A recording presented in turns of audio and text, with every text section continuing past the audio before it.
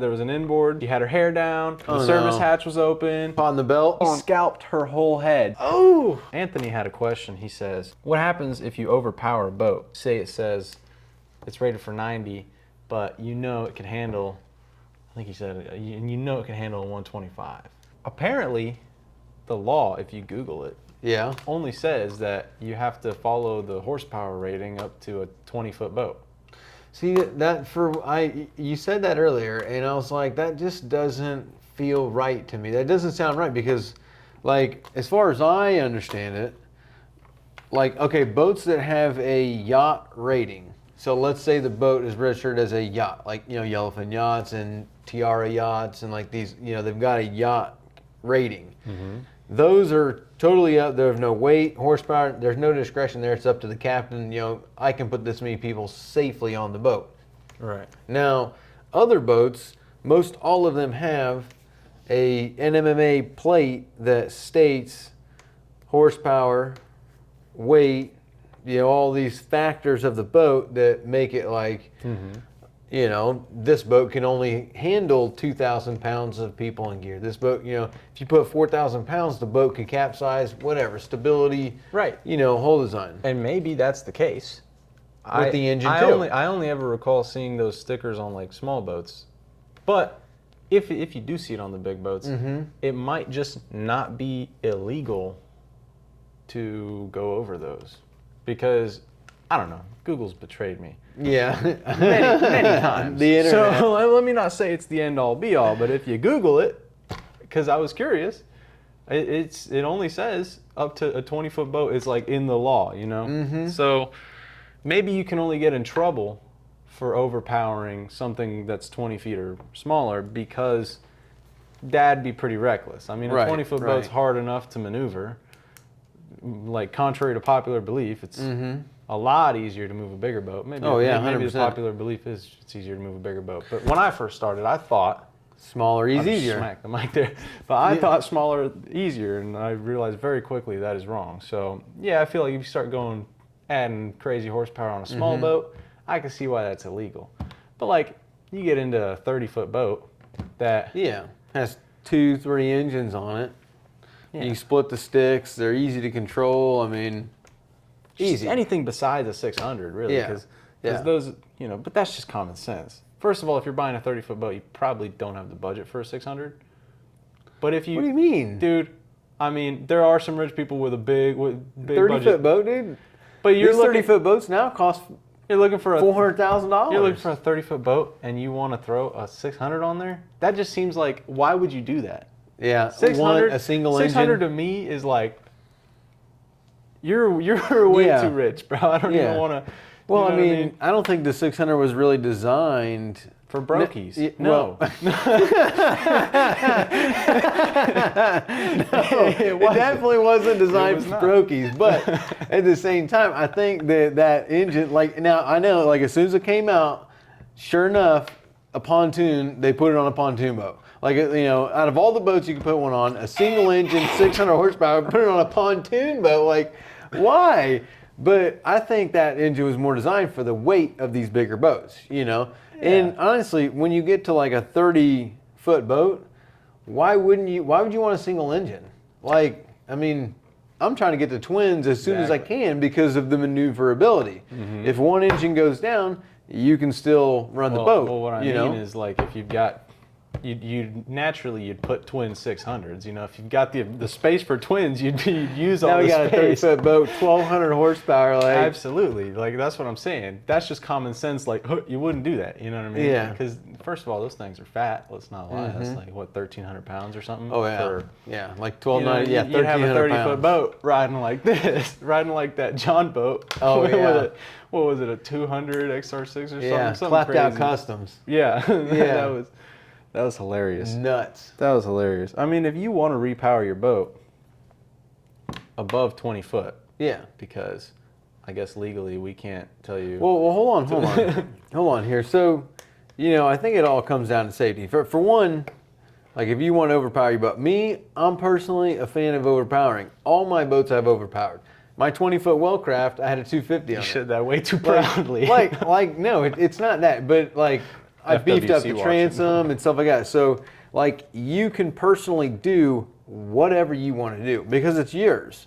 Like you own the boat, you can do whatever you want with it. You can, if you own your house, you can do whatever you want with it. Like you can do whatever you want with your stuff. But on like a legal side of things, like you're responsible. So let's say you overpower a boat and you go out there with this 20-foot boat with a 600 horsepower engine on it. The thing's doing 80 miles an hour. You fall out the boat, and the boat goes on and runs somebody over and kills somebody. Like, you are responsible for. I think you're stuff like that. responsible for that, even if it's a 20 horse on the back of your engine or on the back of your boat. If you fall out your boat and the boat proceeds to kill somebody, you're responsible whether you overpowered it or not. That's true, Now, but I mean, overpowering leads to like that liability. happening more often, I'd bet. Yeah. Well, you like you're not going to go and say, oh, this is a manufacturer problem, or my insurance is going to cover it, or like anything. Like you're responsible. If you rewire your boat and you burn the thing down to the ground, you're responsible. It's not a matter of like, I think it's a safety thing. So like most boats have a hull rating. And this hull design is designed for X amount of horsepower because it's got a hull speed of how fast that hull is going to, perform in the water.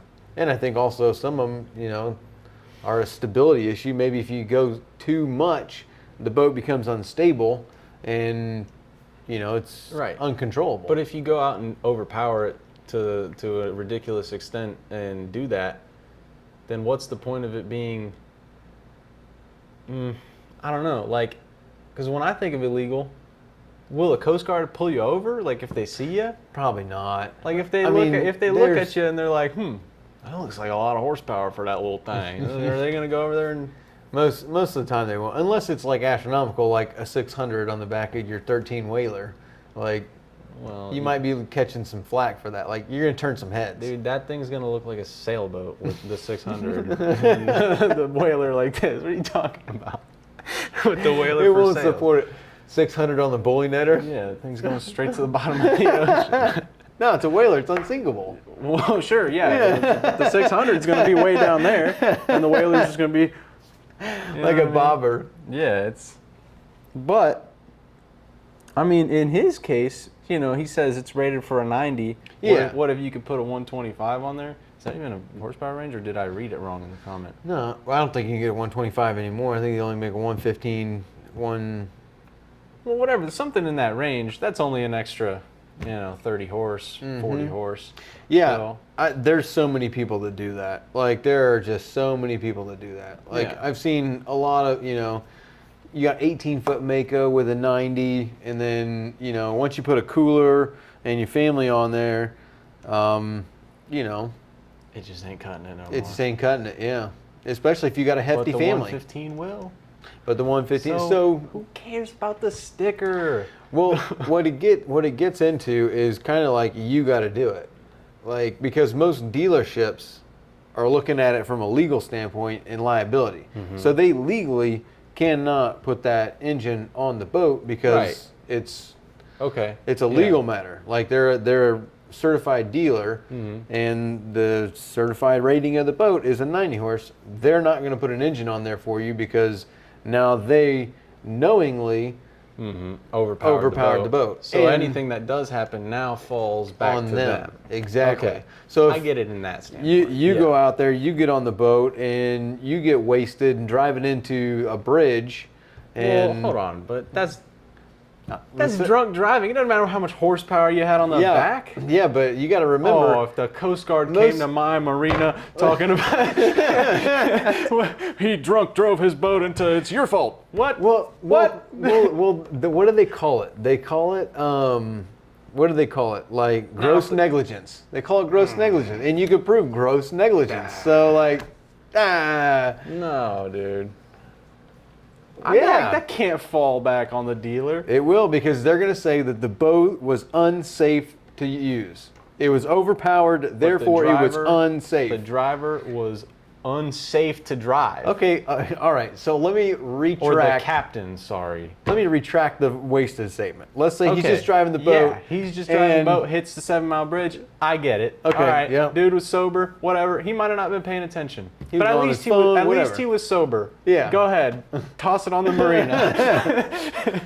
But that, you know, in a court of law, that's how they do it, man. They're ruthless. I feel like they're drunk always driving- pointing fingers and blaming somebody. I feel like drunk driving should trump the negligence. Well, they probably will. But Okay. you know, obviously, you start talking about insurances and all kinds of other stuff. It gets messy, you know. Okay, yeah. What's the insurance going to do about replacing it? And You know, so I guess to answer the question, yes, but no. I if mean, you want to put a 115 just be on smart there, about it. You know. yeah. Just, I mean, do people like what about weight ratings? Like, see, That's the thing. when would you have to beef up the transom? Most of them are pretty well. I mean, the older ones. If you got a 25, 30-year-old boat, that transom's probably already like getting to be on its last leg anyway. So if you're already like pushing it with the 90, and it's already like your transom's getting questionable, you don't want to overpower it and then put more torque on that thing. Yeah. And then also a lot of the older boats that people don't want to repower it, you're talking about a boat that was designed back when they didn't have the weight of a 4-stroke. Right. You know, a 25-year-old 18-foot Mako that was designed to hold a 90 115 2-stroke, way different weight. So the actual design of the boat, stability-wise, was designed for this much weight to be in the back of it. So the weight of the rest of the boat is still the weight of the rest of the boat. It's like the Rybovich. Like the Rybovich. Or we did that same thing. We put, I think it was a 90 2-stroke. We replaced it with a 94 stroke, and the weight of the 94 stroke now put the scuppers of the back of the boat underwater. And so, you know, every time you use the boat, thing's about to sink, like just because that much weight in the back of the boat. Right. These boats were designed for 92 strokes. And you got to do things like, I think this man talked about having, I think he called it ballast tanks, but I don't know if you call that a ballast tank or not. Like, you know, you build like boxes on the back of the boat that hold air, and that air creates flotation to give you stern lift and keep the back of the boat, you know, from squatting down in the water. I've seen that a couple times. Because I only know ballast tanks to be like on wakeboard boats, wake surf boats, stuff like that, where you've got, you know, a tank that fills up with water to add weight to the boat to control the size of your wake, to either surf or ski, you know, whatever you're trying to do. So Gotcha. I don't know if they call them ballast or not. I mean, I would call them a flotation box. I don't know. Maybe that sounds pretty stupid. Yeah, well, because that one, like I said, the Rybovich, that makes a lot of sense now, because that thing, you know, it had the transom issue with it flexing and stuff, because it had, what did it have before? It had OX66s. It had OX66s. What was the horsepower? I think they were 250s, weren't they? Were they 250s? They didn't make a 300 OX66. No. Okay. They made the 300 HPDI. Right. Yeah, so the OX66s, it had twin 250s on there, and we upped it to the 300Rs, which a boat that big doesn't even have a horsepower rating at that point, right? That's at least not one that you can get in trouble for, but those 300Rs were just... Well, he also had all that fabrication done to support that. So what's the weight difference? Real quick. Well, not only that, but whenever we were looking up that Rybovich, most of those that we saw already came with outboards. Like that boat was designed. Like in the video, you that. said it was designed, but you just misspoke. I mean, yeah, I didn't realize that, but no, that's what I'm saying is they were designed back in the day. You didn't have a 300 horsepower outboard that's putting out 340 at the prop. Yeah, like didn't exist. Holy crap! I mean, and that's just where you see like power being such a, because the 300R weighs only like 30 more pounds than the 250 OX66. Really? Yeah. That's what I keep saying how impressive those 300Rs are. It's nuts. But the weight to power ratio is astronomical. The first time those engines were on that boat, it almost tore the transom off. Oh, It looked like it was scary. Yeah, it was like it was legit. Like, especially when you bang them in reverse. I'd be like, just put it in gear, and it would boom. Like pull out the transom. Yeah, like a 3-inch, 4-inch swing. Yeah, like the thing would like. And it's not even a heavier engine. It's just that much more powerful. It's. Yeah, I've been on a lot of boats with a lot of transoms that are like, it's like, we'll make it. That we'll make it. Yeah, that ain't safe, but we'll make it. Like we'll be all right. I mean, shoot, look at the little Cuban rafts and stuff. It's like, yeah, that'll make it. That boat went on that transom. That was like the pucker factor. That was the top of the top for me. That's like, bro, these are going down. Now, if we had those OX66s on there or an engine that was worth, it's only $1,000. Like, it's a cheaper thing. Yeah, whatever. I wouldn't have been as hesitant. $70,000. But it's $70,000. Looking at that transom go like this and swing 4 inches, I was. Like 2 inches. It was not over-exaggerated, but it was swinging. It was moving a little bit. It was moving a lot of it. Definitely moving a lot. But those OX66s had to just be so weak, I guess, because that transom could not have been moving like that the whole time. The transom wasn't bad. It just couldn't handle the power of those engines. Yep. That's crazy. Yeah. How far things have come because they were designed for those weak little OX66s. Dude, those OX66s ain't really weak. Like it's not, but they're not. They're not putting out 340 at the prop. Like those. They're putting out those things aren't putting 340 at the prop either. 2-stroke. Yeah, those 300Rs. That'd be over the legal limit.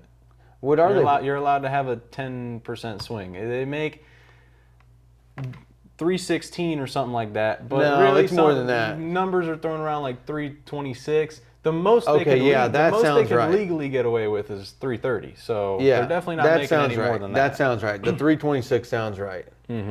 I knew it was a lot. It's definitely more than 300. Yeah, it's definitely more than 300. Margin. It's like 320. I knew it was like at the top of the thing, and 326 sounds right. Yeah. And that's at the prop. Like that's not at the flywheel. Like some of them they'll like account for their torque ratio at the flywheel. Yeah. But like that's whack. You got it is, but they do it. Like there's a lot of companies that do it. That's like when you get I hate when you see cars like horsepower ratings, like my truck or something that's rated for 295 horse at the crank. You know what I mean? Like, what am I getting to the tire of that big old thing? Friggin' 220 at the most. Thing's tired. Oh, that sucks. But yeah, no, those things are making crazy power at the prop, like big numbers. It's crazy. But yeah. So to answer his question. Yeah, yes, go ahead and do it within reason. Yeah. But just remember, you are responsible. You are responsible. Like it's not. Actually, let me retract that. I said go ahead and do it. Yeah. Go ahead and do it if you please. Yeah. I'm not telling you to do it. Yeah. You do whatever you want to do with yours. I'm just a bloke on the internet, right? I don't give advice about this. But we've done a lot of them. I mean, like there's been like that Mako with that. I mean, like we've done a lot of them, but again, that's discretionary. The owner knows, like, I'm responsible for. Now this, just another quick branch off of that one. What about when it comes to selling the boat? Well, some of them that I've done, I've had people sign like a a consent like form, like a disclosure. Yeah. Yep. Like, that they know you understand. Like this is overpowered. Yeah. You understand there are 400 horsepower on the back of that boat. Like, but now it's in your possession. So if somebody kills somebody with this thing, it's not on me. You knew what you bought. Well, but you put it on. Yeah, but does that fall on you? I don't think so, because they sign. You'd better hope not. Yeah, probably. I need to talk to an attorney. I better get some legal counsel. This is a good comment, dude. He's bringing up important things. It is. Well, also, like the beefing up of the transom. Some manufacturers, so let's say CV makes a boat in 2005, and they put 300s on there. 2015, nothing's changed with their hull, but now there's a 350 available. Like these dates and these numbers don't really matter as much as the concept. So their transom is rated for that 350 in 2015 when that engine comes out, but it was the same transom, the same hull, the same boat back in 2005. So let's say you've got the 2005 and you want to repower with the 350s and your plate says 300 max. Well, you can contact the factory, and some of the manufacturers will say, they've done all these tests, they've got all these notes, they know all this stuff, and they can say, okay, yes, that hull is capable of X.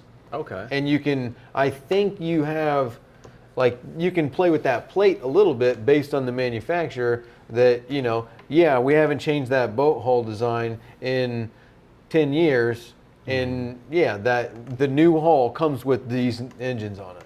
So yeah, you've got that hull that our new hulls are the same hull, but our new hulls are rated for, 700. Because back, 5 years ago, you didn't know there was a 600. Yeah. But let's say the CV or the Yellowfin or these big boats, well, they haven't changed anything on the boat. The boat can already support the weight of that engine, but it wasn't available back then. But now you got quad 600s on the back of the boat, and there's inevitably going to be people that want to do that. Yeah. Just like there's inevitably someone that wants to put a 600 horsepower outboard, 100,000 outboard on their pontoon boat. By all means, man. Yeah, why not? Which is totally different for me because when I was growing up, on our lake, we had, pontoon boats with 25 horsepower. That was it. Yeah, these boats ain't doing It's 100. impressive to see pontoons nowadays with moving. $250,000 pontoon boat doing 70 on the lake. Some of them move pretty fast. Yeah, it's kind of scary because it's nuts. I would not want to be in 3-footers on a pontoon going 50 mile an hour. Some of these dudes send it. They do. It's crazy how much it's evolved, just based on the availability of a product that weighs so less and has so much more power. Yeah. And yeah, the 300R is probably a really good engine for a pontoon. Yeah. You fly with that thing. Billy Bob's out in his backyard going, yeah, you know what? I am going to do that. I think I'm going to send it. Yeah. Oh, man. But piggybacking off, you were talking transoms, supporting the transom or whatever rating. With that bracket video, Darius B, he asks, what did they redo the transom with, if you remember? It was Coosa. Yeah, right? yeah. Pretty much everybody does Coosa now. Which is a composite. Yep. Which doesn't soak in water. No. Or does it? No, they never rot. They never rot. It's a composite woven glass thing, so they don't ever. So what did Steve put in that boat? What's Coosa. The layers? It's Coosa sandwiched between what? So usually you got a certain size of Coosa board. So you got glass, Coosa, and then glass. And then depending on the thicknesses, you're going to have, some have 3, some have 2.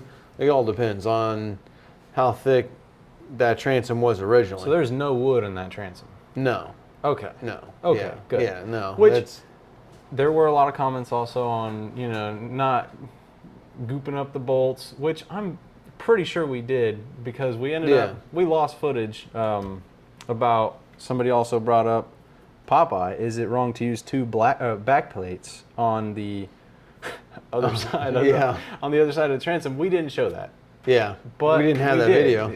When it came off, there was these 2, pretty big. Yeah, they were like 8 inches by a foot. And we had to re-drill all the holes because I think of the way it was re-glassed, the transom, the way he put more support in the stringers, and we had to move it over and re-drill those holes. We lost all that footage. If you could tell the video was older.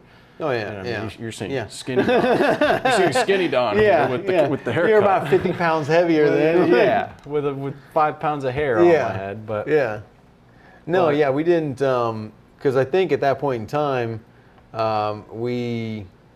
that was the video that we had for that piece was us putting those bolts in for that bracket to line up that bracket. Yeah. So we had drilled the hole and I sent that bolt in, and then we were drilling the next that bracket because Yeah, it was. But yeah, you know, our fault. We forgot the footage, and we'll be better about that. Yep.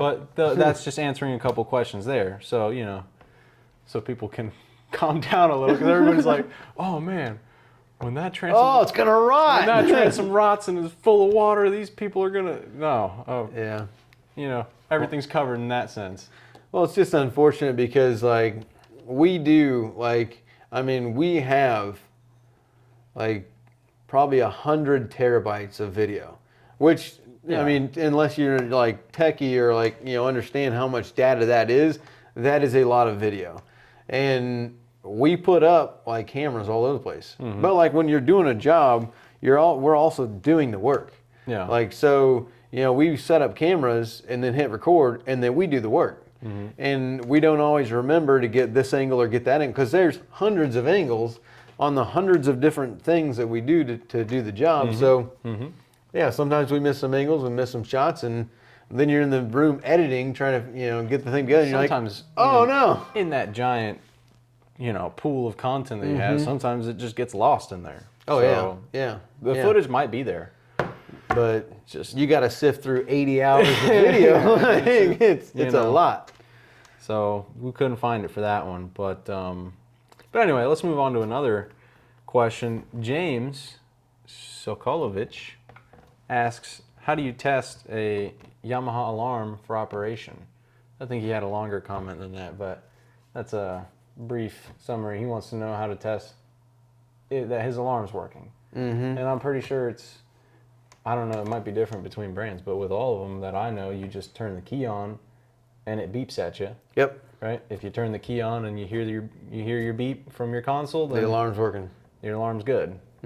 Now, that's interesting because today, on the boat that we just did a lower unit service on, I don't recall hearing a beep when I turned the key. It was a pontoon. Yeah, that panel mount, there wasn't a buzzer, huh? No, I don't remember. I mean, we were too focused trying to figure out yeah. why I wasn't peeing, but... Yeah. That's another point in case. So, okay, we're at we're doing this job, which this will be a new video coming out, but the audio is going to be a little weird because we've got like, I mean, so pretty much here, I'll just bring these out just to show them. Yeah.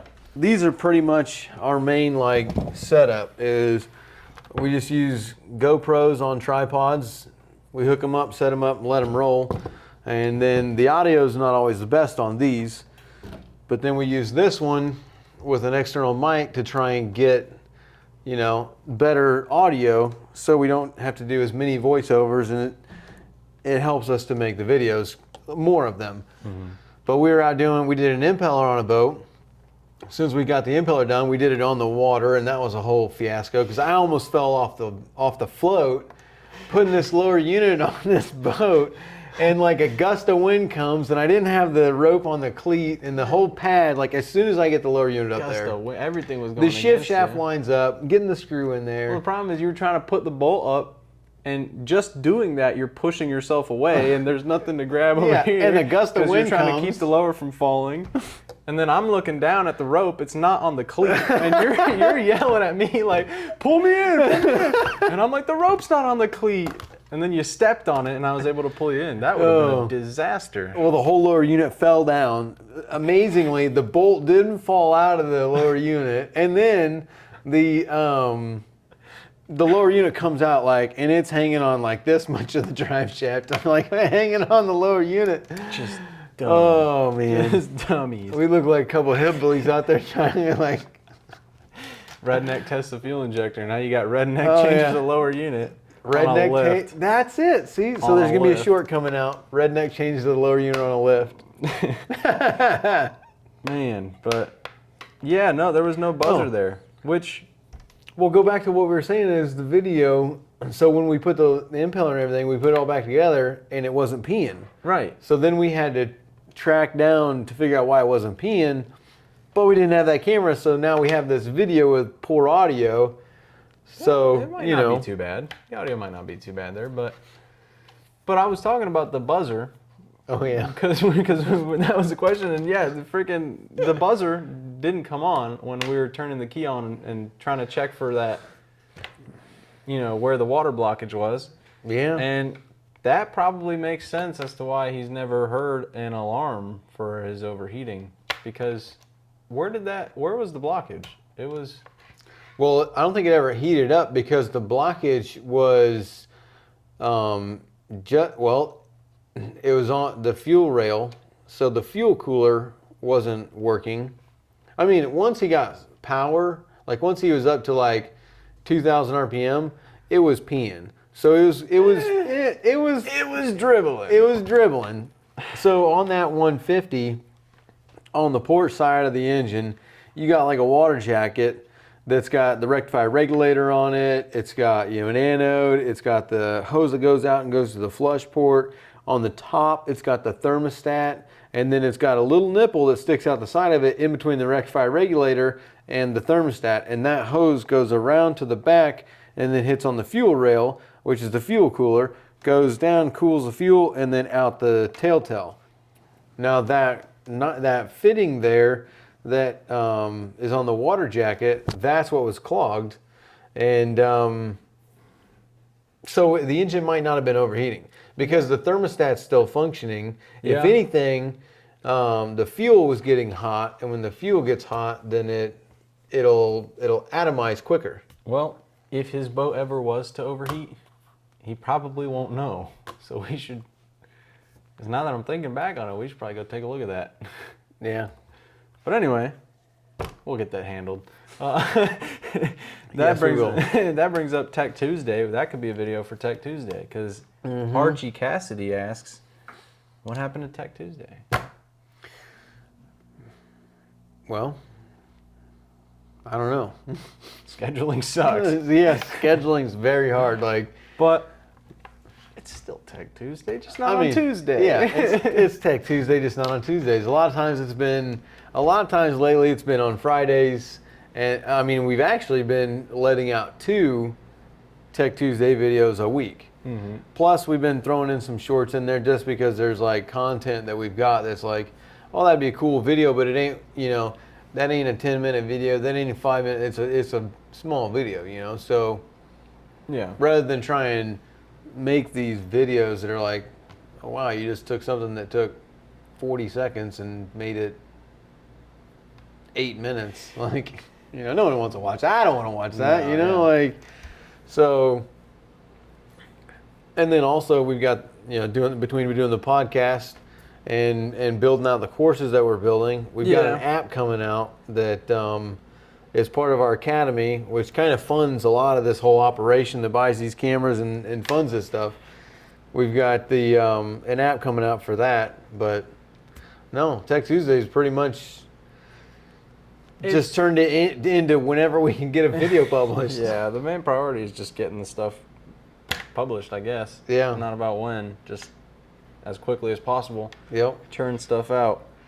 I'm sorry, I was just reading down this list, and this is probably my second favorite question. GB asks, rookie question. He could be messing with us, but maybe he's not, and I don't mean to hurt his feelings. Can you turn the impeller upside down and use the other side? Sure. Not on a Yamaha. No, you can't. Don't do that. I'm just kidding. Don't do that. A used impeller. So like like on a new impeller, no, it doesn't really matter. Like on a Yamaha. On a Yamaha, you can't. Unless you deliberately go and cut out that little piece of rubber. But like there's one way to put that impeller on. Yep. On a Yamaha, it only goes on one way because there's only one slot that the Woodruff key will fit in, because the other part doesn't have any axis. It doesn't have a cutout for it to go on. Mm-hmm. But a Mercury impeller, you can flip it either way. Yeah. Now, if you're talking about a used impeller, then no, don't it ain't Send it. No.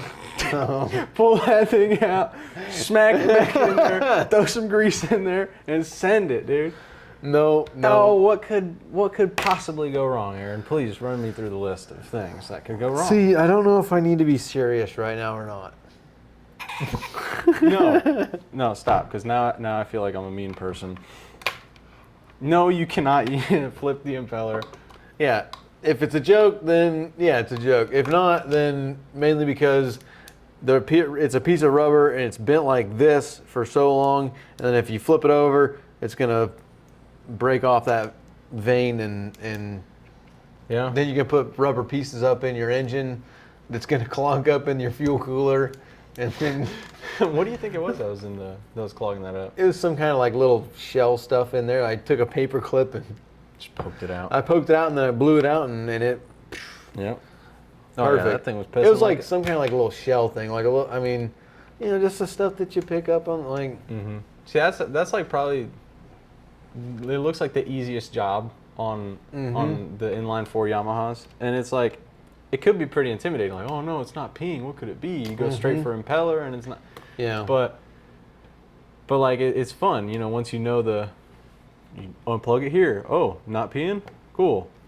Follow that hose. Yep. Unplug it here. Still not peeing? Okay. Follow it even more, and then oh look, it's peeing now. Yeah. Hey. It's like the simplest. It is. It's very satisfying. I like that job. Yeah. But a lot of people also want to do the. Now, I'm not saying that it doesn't work. So everybody, that was always a big thing. Oh, I just hit it with compressed air. Okay. So sure. Will that work? Yeah, in some cases it will. Could be temporarily though, because you'll just be. Well, think about what you're doing. Pushing it right back into the system. So yeah, you're just eventually it's going to end up right back where it was. Right back where it was. Depending on where it is. So and depending on what it was. If it's like little shells and stuff, like maybe a couple shells hit each other and while being up. pushed. Yeah, and then like when you blow it out, the next time they come through, it'll be in a different pattern, and they just push They'll right go out. Yep. So it's kind of like a 50-50. Pretty hit or miss. Yeah, it's like definitely 50-50. And you don't know if that, and now they're like rattling around in there and they get clogged somewhere else, or somebody tries to take too much of an air compressor and then they're blasting 150 psi of air into their cooling system. Like, jeez, you can mess up some gaskets and it might, especially like, because most of them from the telltale, it'll go to like a fuel cooler, then to a rectifier regulator, and then to like different parts of the block. So there's a lot of components in the thing, and a lot of times the clog is somewhere downstream quite a bit. So when you blast it with air, the air's going you're pressurizing a lot of the system that probably shouldn't have that much pressure. Mm-hmm. Yeah. No, it's probably, I don't know. I've always been told not to use compressed air.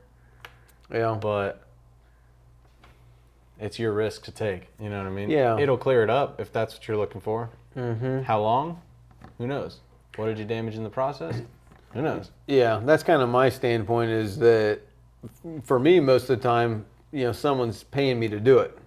Mm-hmm. So like if someone's paying to get it done, it's kind of like, I'm not going to hit it with air and then have the risk, my own risk of like, I hit it with the air and 4 hours later, that little piece gets clogged again, and now the boat's coming back like, oh, it's still overheating again. It's like, no. I don't play that game. Like, if I'm getting paid to do something, I'm just going to do it, and then I know when that thing leaves, it ain't coming back for that. Like, if it might come back for another legitimate issue, but you ain't coming back because not for what I touched. Yeah. Yeah, because I went down through the steam and poked out the stuff, and here's your little sandpiece. Like, that's it. Like, I think I want to end it off with this guy Kingfish.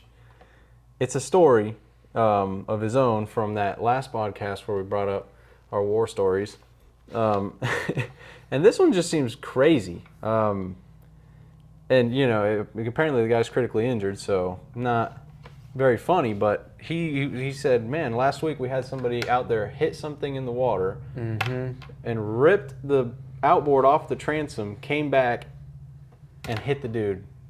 That's presumably in his head. Bam, just outboard comes flying at you. You're not even looking at it. Oh man, like, that's nuts. Just think about how like bad that could, like, he's lucky he's alive. That the guy's alive. Yeah, he said critically injured, so he's alive. Think about it. You got a prop coming out of the water spinning 4,000 RPM. Mm-hmm. It also, it depends what kind of engine it was, because it couldn't have been anything too big. Yeah. It ain't shooting a 350 out. If you hit something hard enough to throw a 300 at you, to rip it off the transom, to rip that boat is unsafe to begin with. Like, if you hit something and the whole transom rips off the back, like.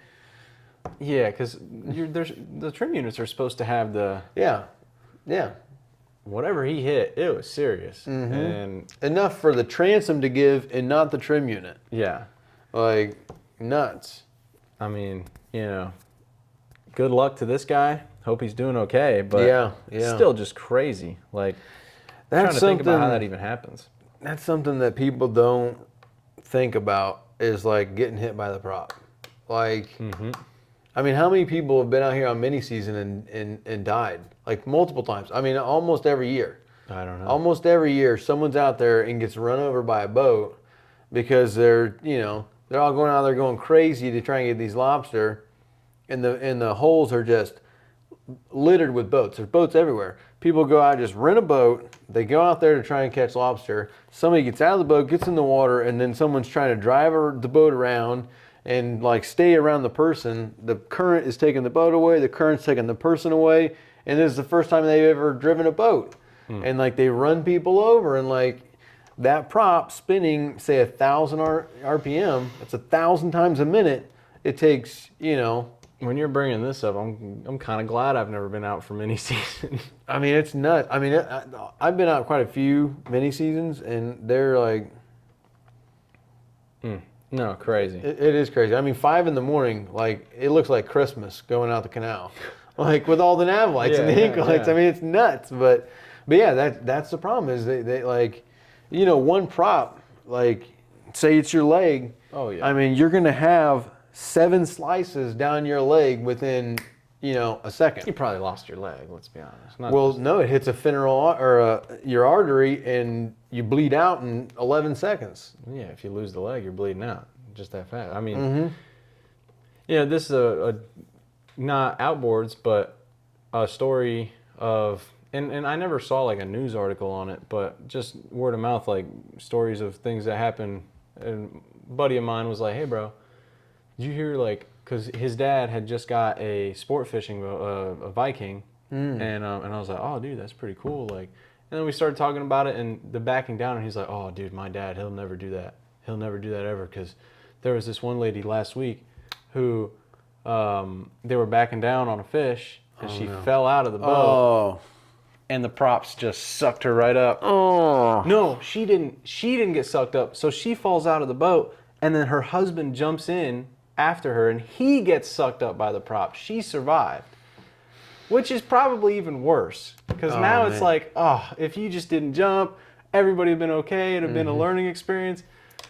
And now she feels like he came in to save me, and he's dead, and I'm alive, and like terrible. But yeah, I've heard that story. Was that was that local? Yeah, it was in the Keys. It happened in the Keys. I'm trying to think whose boat that was. I don't know, but that's nuts, man. Like, and that's what I'm saying. Like it. Yeah, the prop. People don't think about that, and they get flippant and like. And a prop of that size, dude, probably just got shredded up. There's this massive. There's probably nothing left. That sucks. That's just crazy. There was another one. This last one. But there's one lady, not a prop, but I remember hearing about it. There was an inboard, and she had her hair down, and the service hatch was open, and caught in the belt. Caught in the belt. Boom, just degloved her whole, de-scalped her whole head. She just boom, sitting there with a skull. Oh! I'm glad I don't see these pictures either, because just the thought of the stuff is. But crazy stuff can happen when you're out there, man. It is, on those boats. That's kind of like you need to like always be paying attention. Yeah, always be safe. Pay attention, because like that's. I mean, like a lot of people think some of the stuff we do is like dangerous, but it's like, I mean, we're paying attention. Like, yeah. Like don't. Some people get too comfortable, and that's when. That's when. Yep, your finger's gone. I mean, Ramiro, my buddy Ramiro, he got both those fingers gone. I forget what he got. He was on a diesel. Whoop. Lost both his fingers. Like crazy. Man, I'm glad I need to keep these things, dude. I'm glad any damage I've done to him has been minor so far. Ow, that was dumb to knock on that one specifically. Knock on wood, I don't hurt him anymore. Well, yeah, you was working on a car with that one. That's what I get. That's what I get. Yeah. For working on my favorite engine that's not a Verado, an LS.